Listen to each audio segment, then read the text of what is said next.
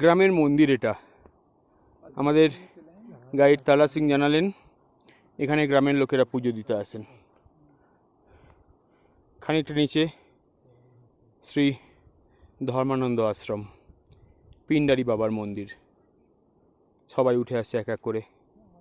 আমরা চলেছি পিন্ডারি জিরো পয়েন্টের উদ্দেশ্যে। সামনেই ছাঙ্গুজ। ছাঙ্গুজের ডান দিকে পাহাড়ের গা দিয়ে ছোট্ট করে উঁকি মারছে নন্দাকোট।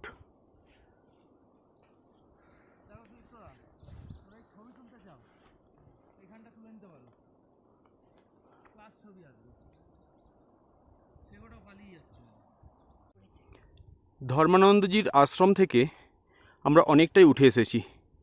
অনেক নিচে আশ্রম দেখা যাচ্ছে। এক অনামি পর্বতচূড়ার গায়ে মেঘের ছায়া পড়েছে। অপূর্ব এক দৃশ্যপট। সামনেই মাউন্ট বালজৌরি, তারও মাথায় মেঘের আনাগোনা শুরু হয়েছে। মাউন্ট পাউলিদার যেন একটু লজ্জা পেয়ে নিজেকে আড়াল করতে চাইছে। এদিকে নন্দাখাত তার বিশাল চেহারা নিয়ে আমাদের সামনে উপস্থিত। একটুখানি উঠলেই আমরা জিরো পয়েন্টে যাবার রাস্তাটা পেয়ে যাব। এই জিরো পয়েন্টে যাবার সেই পথ, এই পথ ধরে আর 500 মিটার এগোলেই আমরা পিন্ডারি জিরো পয়েন্টে পৌঁছে যাব। সামনেই দেখতে পাচ্ছি মাউন্ট ছাঙ্গুজ, আর এদিকে মাউন্ট নন্দাকোট। ঝলমলে আবহাওয়া, দারুণ পরিবেশ, চতুর্দিক বরফে আবৃত, দারুণ সুন্দর, অসাধারণ। বন্ধু অর্ণব উঠে আসছে তীব্র চড়াই ঢাল বেয়ে। আমরা চলেছি পিন্ডারি জিরো পয়েন্টের উদ্দেশ্যে। একেই বলে ভক্তি। এত দূর থেকে এত কষ্ট করে এসে পিন্ডারি গ্লেসিয়ারের এই ভয়ঙ্কর জায়গায় দাঁড়িয়ে মহাত্মা হিমালয়ের উদ্দেশ্যে শ্রদ্ধার্ঘ্য নিবেদন।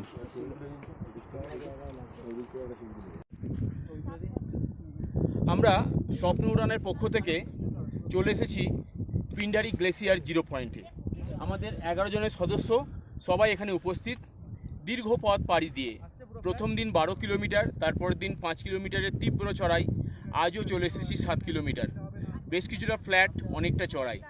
আজকে আমরা যেখানে দাঁড়িয়ে আছি চতুর্দিকে দেখতে পাচ্ছি বেশ কিছু নামকরা পর্বতশৃঙ্গ। এদিকে নন্দাকোট একদম বাঁদিকে দেখা যাচ্ছে, তার পাশেই ছাঙ্গুজ। ক্যামেরাটা একটু ঘোরান। এখানেতে ট্রেলস পাস আমরা দেখতে পাচ্ছি, ট্রেলস পাস। এখানেতে দেখতে পাচ্ছি মাউন্ট নন্দাখাতকে। এদিকে আছে মাউন্ট পাউলিদোয়ার। এদিকে মেঘাচ্ছন্ন যে পিকটা দেখতে পাচ্ছি বালজৌরি পিক। এছাড়া আরও অনেক অনামি পিক রয়েছে এদিক ওদিক, দারুণ সুন্দর দেখতে লাগছে।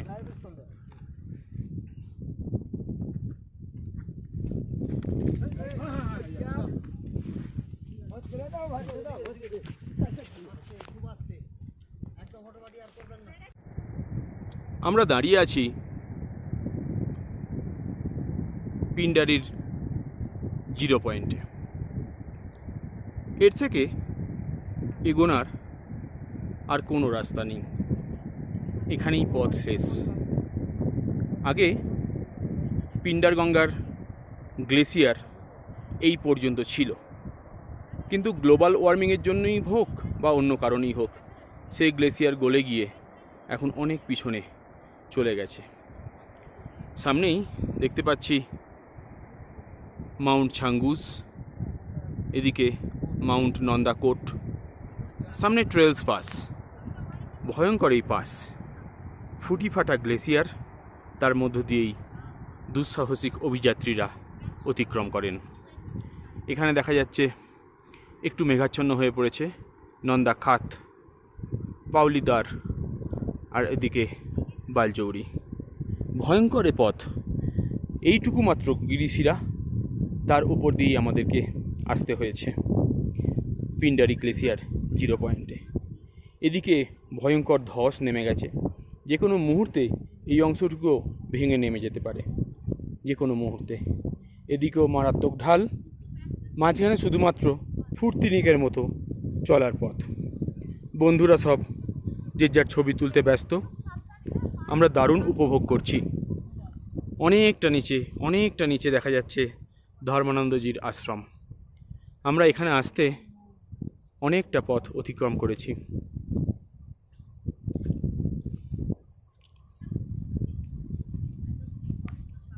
পিন্ডারি 0 পয়েন্টে 360 ডিগ্রি অ্যাঙ্গেলে শুধু স্নোপিক।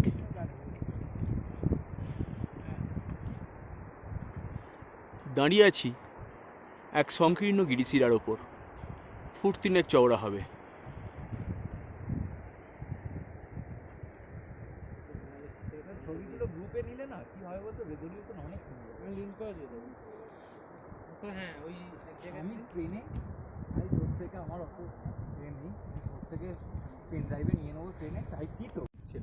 পিন্ডারি গ্লেসিয়ারের 0 পয়েন্ট থেকে আমরা নেমে এলাম।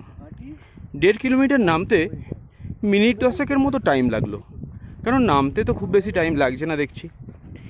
এবারে আমাদের সামনে ধর্মানন্দজির আশ্রম দেখতে পাচ্ছি, যাকে পিন্ডারি বাবা বলেই আমরা চিনি।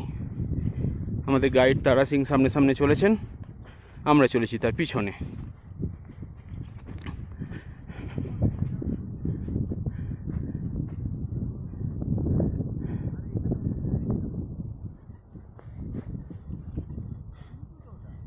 শ্বেত শুভ্র হিমালয় যেমন আকাশ জমিয়ে রেখেছে, তেমনি ঘাসেতেও অসংখ্য ফুল নানা রঙের সামনে দেখতে পাচ্ছি।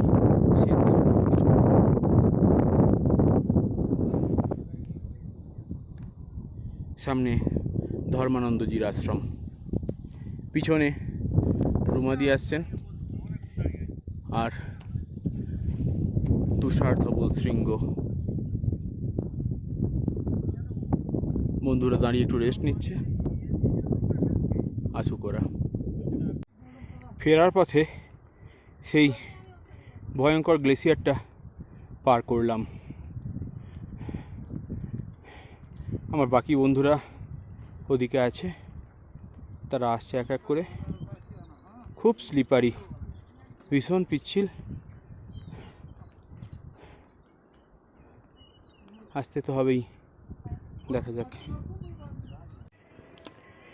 আমরা আজ ফিরে চলেছি ফুরকিয়া থেকে দোয়ালির পথে।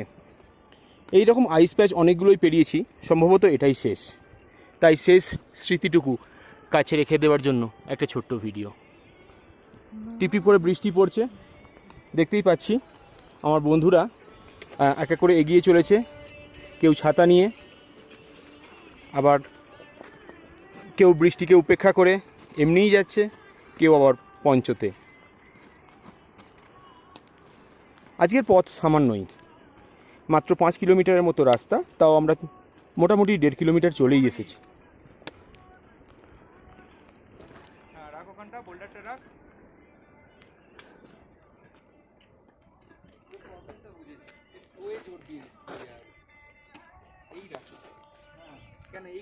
বেশ পিচ্ছিল হয়ে গেছে বৃষ্টি পড়ার জন্য। এরকম বরফ 2-4 দিনের মধ্যেই এগুলো আবার গলে যাবে, দেখাই যাচ্ছে ভেঙে পড়ছে। আমরা চলেছি দোয়ালির পথে। আর একটা গ্লেসিয়ার ফুটি ফাটা, ওদিকে পার করিয়ে দিচ্ছেন নাভালদানু। এই চড়াই পথে আমরা উঠে যাব। ফুরকিয়া থেকে দোয়ালির পথে একটা গাছ পড়ে আছে, সেই গাছের তলা দিয়ে আসা যায় কষ্ট করে, পাশ দিয়ে রাস্তা রয়েছে। সুদীপ তো চেষ্টা করলো কিন্তু হলো না। এখানে বোল্ডারটা রয়ে গিয়ে আরো গন্ডগোল আছে।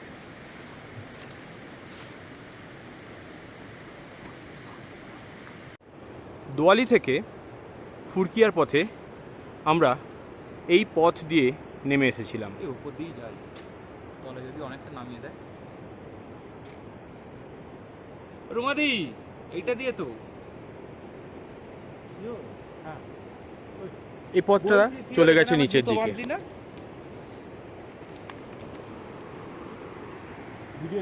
5 কিলোমিটার তীব্র চড়াই পথ ভেঙে আমরা নেমে এসেছি।